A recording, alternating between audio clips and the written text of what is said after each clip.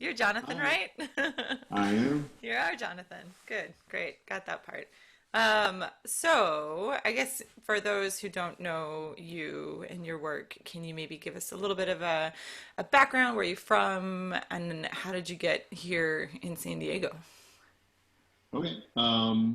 Yeah, so I am a singer mostly, and I grew up in North Carolina and went to school there. Spent some time in Boston, which is where I met Leslie.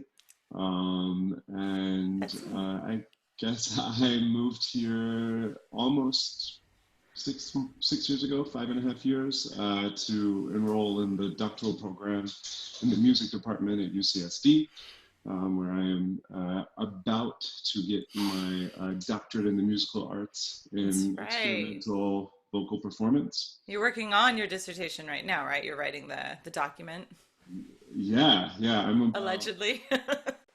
No, I actually, for the first time in a while, I can actually say that I am actually actively Yes. writing it. Congratulations. Yeah, I should be done in June. Yay. So feeling pretty good about that. That's But yeah, good. Well, you said okay. So you said you just sort of went to school in North Carolina. What did you study? You had a few oh, degrees, don't you? I do. Yeah. So I studied. I got a bachelor's in music and vocal performance from UNC Chapel Hill. Hmm. Go Tar Heels.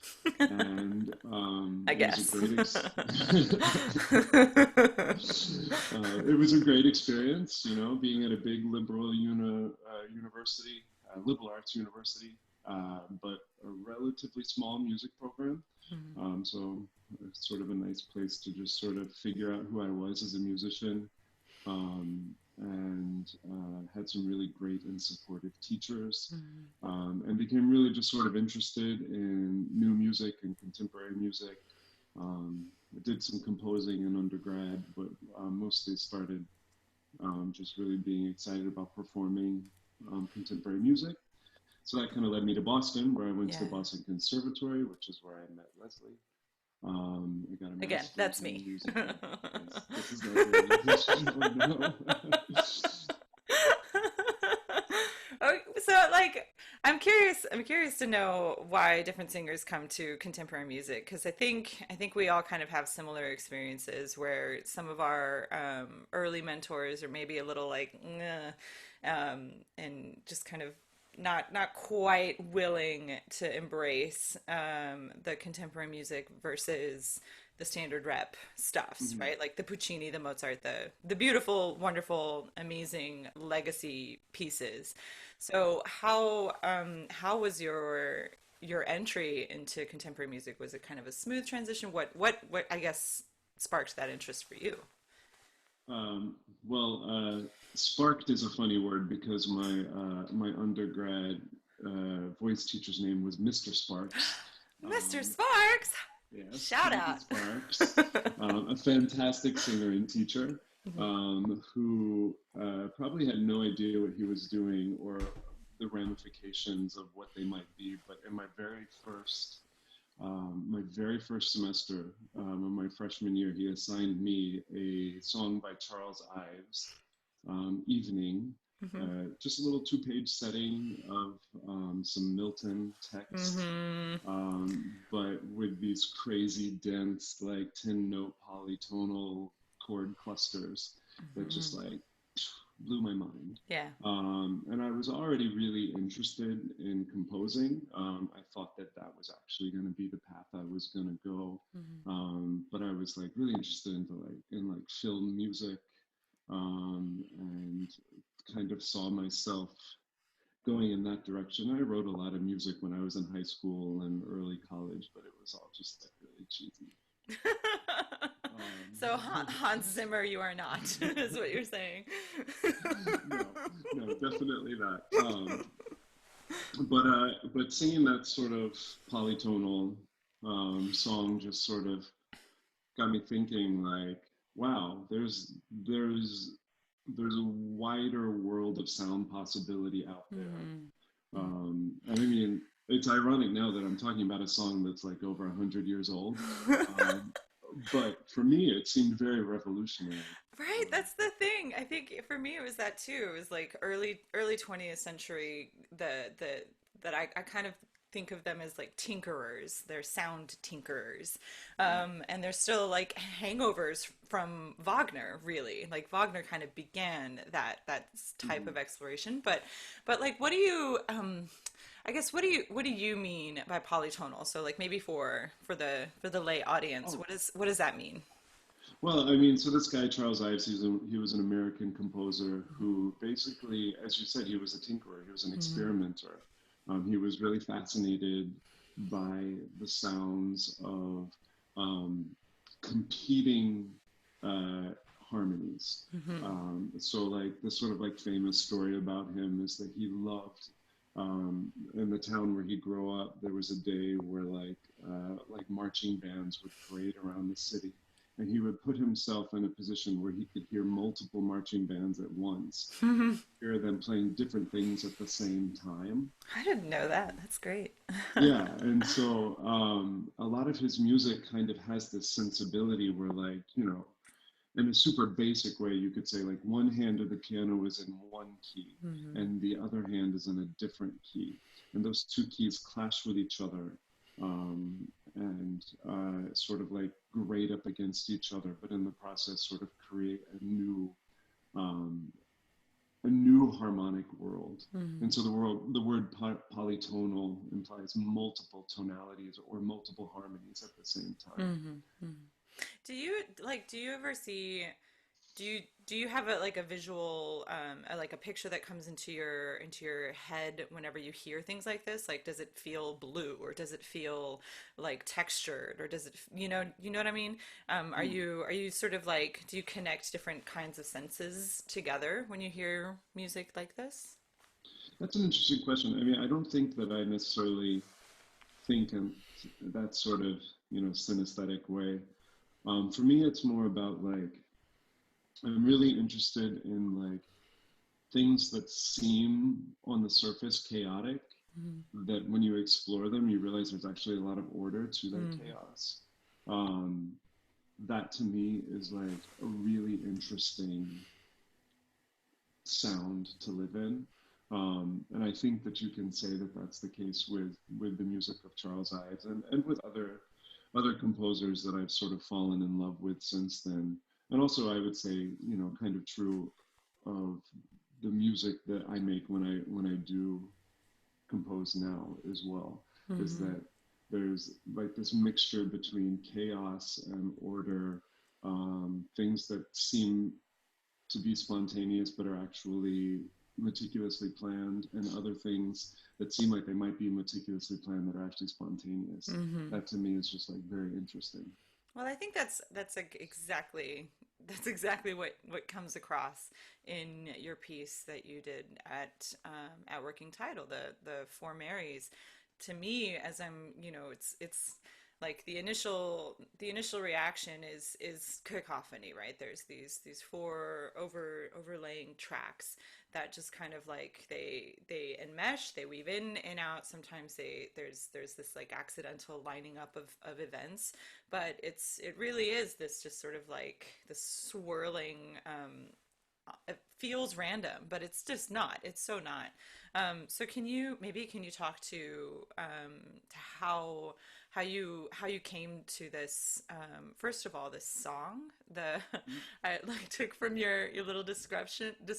Okay, so it's the Ballad of Mary Hamilton, a folk song originating in 16th century Scotland, and then in parentheses, child ballad number 173. Oh yeah. There are 172 other dead baby songs. What is this? Well, so that was just a little nugget to sort of like make folk song nerds like myself smile. Yeah. The Child's collection is this collection. I think I have it here on my shelf somewhere. Ooh, Um, props. oh no, it's not. It's not Okay, on my shelf. forget it. But anyways, it's this collection of folk songs that was published, mid-century, 20th Uh-huh. century.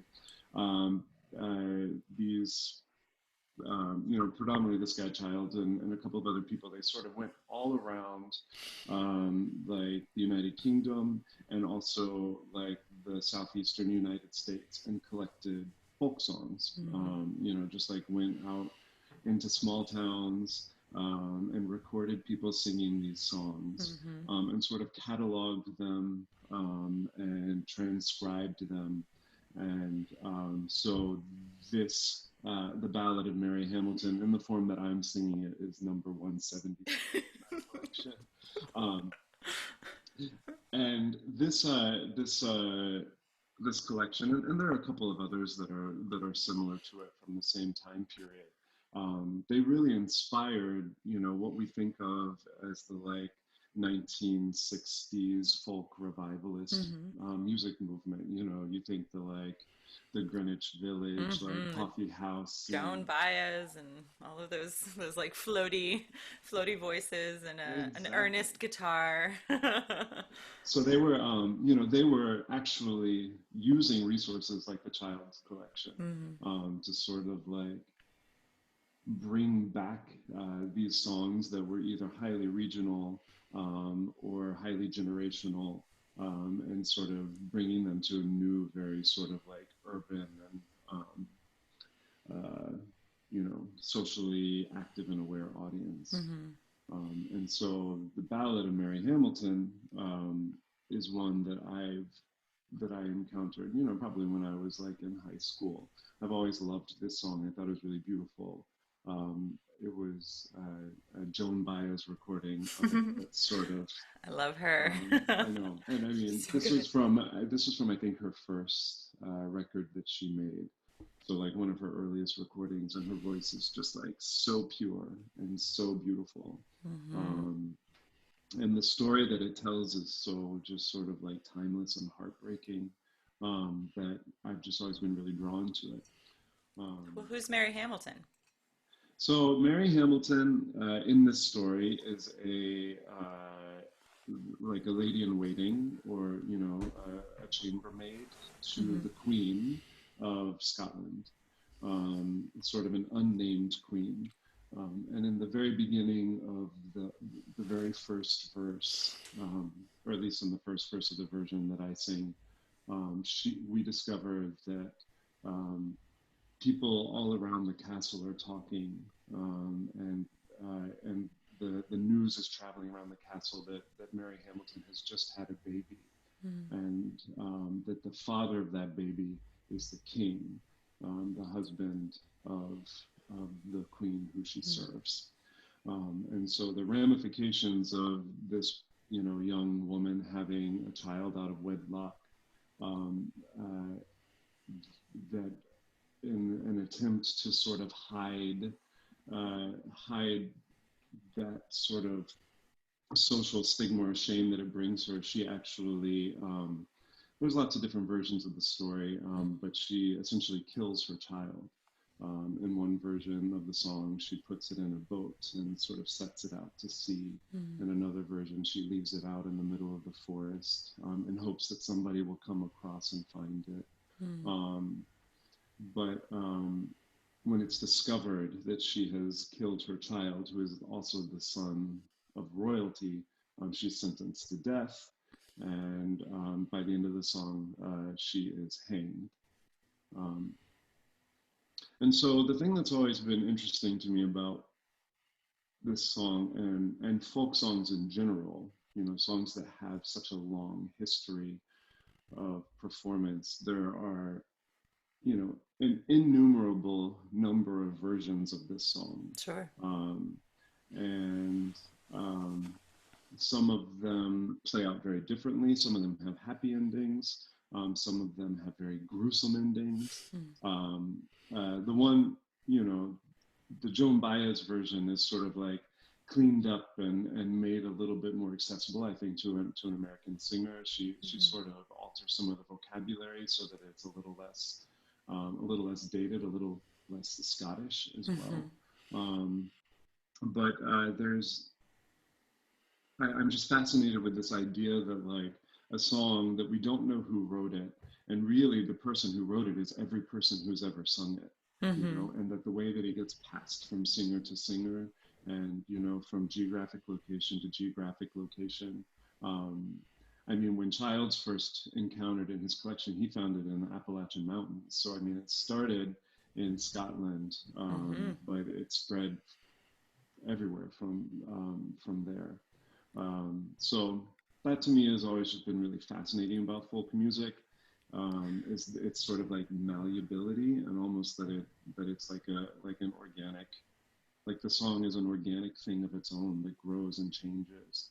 Well, how do you sort of I guess consider or confront the genderedness of it all, right? So this it's a very female song about about something that, of course, not every woman will know this experience, but I think we can all sort of relate to different types of societal pressures that are unique to the woman.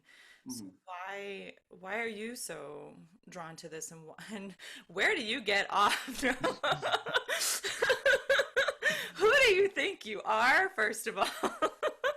Right. No, so why do you, yeah, I guess how do you interpret or confront or consider the genderedness of this song specifically and your not being female? Sure. I think that uh,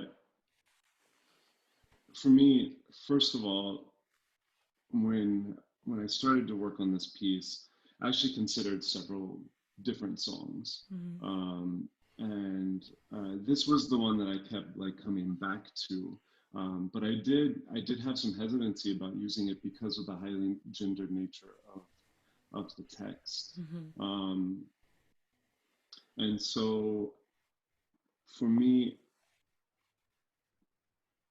it felt um, like ultimately I felt like I could use my voice to tell this story. First of all, because the song is presented in narrative style Hmm. as opposed to first person. Sometimes in some verses Mary speaks, but in some verses the king speaks. Hmm.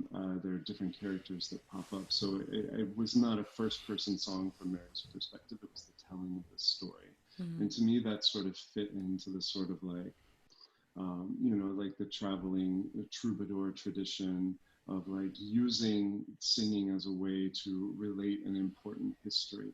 Hmm. And so that to me was how I sort of could imagine my voice fit within this style, the sort of like telling of this story um, that is essentially, a story about patriarchal society misusing and destroying an innocent, female victim, Hmm. as a way to sort of like keep that story alive and evolving, and hopefully there might be some relevance to that in Yeah. Yeah, a little bit. yeah. But I mean, for me, like when I started to make this piece, I had a very sort of like clear idea of what I wanted it to sound like, and I feel like I got pretty close to that. How did you want Um, it to sound? I wanted it to sound like a group of singers, all of whom were me. Such a Were, narcissist, Jonathan. um, well, what I wanted to do is I wanted to do something that couldn't be done in live performance, Okay. which was to have versions of a single voice that are singing the same song, and sometimes it's all coordinated and synced together, and then at other times it pulls apart. Hmm. And then it's constantly sort of breathing and stretching. Hmm. And that sort of goes back to the idea that we were talking about earlier, just like my love of things that sort of like flirt with the lines of chaos and order. And so that's what this I wanted it to feel like, that it was a unified song that then sort of would destroy itself by desynchronizing, but then come back together sort of unpredictably. Mm, Um, go, no, go on. so that was my idea. Um, and so then the challenge was finding the right melody that to me was appealing when it desynchronized. Hmm. And one of the things that's beautiful just about this melody in general is that it sounds it has a couple of sort of like melodic features that that when sort of done in canon or in round make some really interesting harmonies. Hmm. And so that was a big appeal of the song as well. Well, yeah, I mean, um, it goes back to that sort of like that polytonal thing, right? That there are these moments of I don't know, of like this rub, like that a couple of the vocal lines are just sitting just up against each other, and it creates this friction that for people who maybe aren't like acousticians or don't quite know like the physics of what is happening when sound waves vibrate up against each other. mhm. It's a visceral thing. We can all feel it in our resonating bodies, right? That we can feel that friction of your voice through the space and then through us, which I thought was really effective, and just so contemplative and just it's so simple. The best ideas are the simplest ideas, right? And it just was really effective. So I'm glad you got a chance to show it again. Yeah, me too. Me too. And I appreciate your kind words about it, and you know that people seem to enjoy it. You know, it's the kind of thing that I like to hear. So it was fun being able to make it. Um, and the you know the new version that's you know now on the Sofa Series website So for was series. sort of mixed in order to be just sort of listened to, you know, in a sort of private setting. And it approximates the spatial experience of a sound installation pretty well, I think. In some ways, it's also kind of its own thing.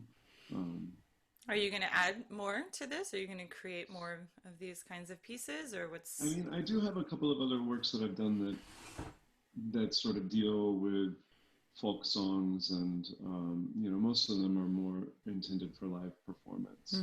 Hmm. I would love to make something like this again, though. Although it would probably it would have to be very different. Yeah, I think that this idea, I feel like I've done it pretty satisfyingly. yeah, it's Um, very effective. yeah. Success. So are you taking, I mean, I'm sure most of us are all kind of feeling in this time of quarantine the initial shock of like, oh shit, gotta make sure that I can still pay my bills. But are you taking this time also to kind of dive into more creative work? I've been trying to carve out time, you know, every day for a little bit of just like personal practicing in a Hmm. way that I haven't really felt like I've been able to do in a while. Um, you know, as a working musician,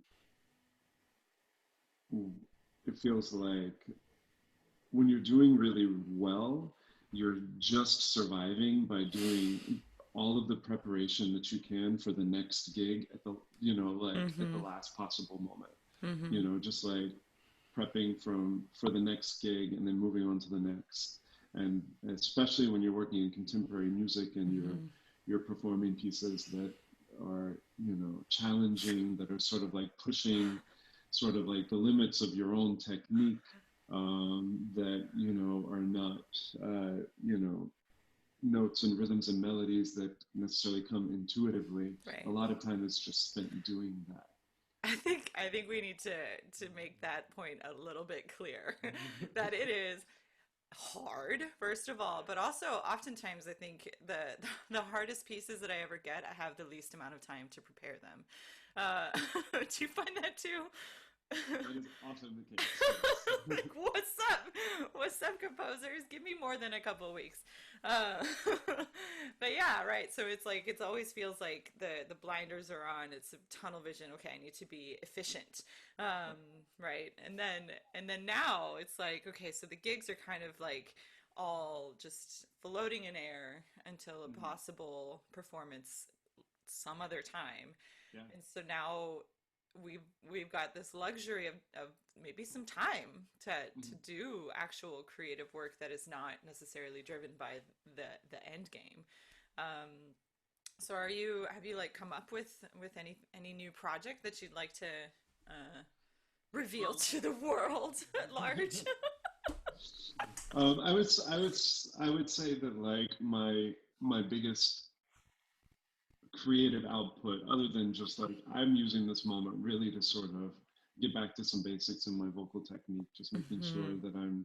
that I'm really spending time exercising my voice and you know, sort of maybe addressing a couple of the neglected dusty corners of my technique. Yeah. And also just trying to learn some new repertoire and visit some old repertoire. Just you know your Puccinis and your Mozarts. Hmm. Just sort of getting back to that core of singing that I haven't done as much of recently. But creatively, I'm collaborating with a composer right now on a fairly substantial solo that he's writing for me, which has really been a very interesting process. We were already working on it before all of this happened. But now, you know, he's regularly sending me drafts of new pages, and then I look at them and I practice them, and we talk about them, and then I record myself singing them, and I send them back to him, and then he Hmm. listens, and then he tweaks, and then he sends it back and forth. That's So great. that's it's been you know kind of fun to sort of Is that work on it. unique? Do you find that you're often this involved in the composition process when working with a composer? You know, it's not unique, Hmm. um, but it's not every case as well. Hmm. You know, I would say it's very much just like performing or just like anything really. Composing is a very individual um, sort of process, and different composers have very different processes. Hmm. I've worked with composers who have an idea and a very clear vision, and you know we talk about the piece for a few minutes, and then they go away for a month, and they come back with a fully formed, fully fleshed out, and realized idea that is you know sort of ready to go. And then I've worked with other composers who are very interested in my input and sort of also the sort of um, uniqueness of my own instrument and my own artistry and Hmm. wanting to sort of feature and highlight that. Um, and that there is that sort of like level of back and forth and experimentation and trying something out and then or they have an idea and they jot it down and then you sing it for them and they're like that doesn't sound like what I thought it would sound like. Maybe what do you think we should do? And then I suggest a change of a pitch or a rhythm or an idea, Hmm. and then it becomes more collaborative, collaborative in No, that way. collaborative. That's how it's spelled. I'm sure some like little corner in England says it that way. And I mean, all of that is to say that that kind of process to me is very satisfying. Hmm. And those produce the pieces that are, for me, the most exciting and the most personally rewarding. Yeah, they're definitely I think more fun and satisfying to perform. You know, Mm, there's so much more there's so much physical investment from a singer anyway. You know, that it yeah I find that to be much more rewarding for myself too. Uh, well, buddy, do you have anything more you'd like to say? You want to show us the most interesting thing in that room? Uh, there's not too much that's interesting, honestly. It's a very small space where I've been spending a lot of time. Yeah, same. I'm surrounded by all of my husband's junk. Yeah. It's not junk, it's very useful technology, and I hope there's no Oh, yes. earthquake. Well, thank you so much for talking with me. Thank you so much for your insight, your input, your thoughts, feelings, Mm, desires, emotions, yeah. And your laughter. thank you for making this show possible. You know, we couldn't Yeah. have done it without you. So, um, thank you for all your hard work in Ah. promoting new and interesting artworks.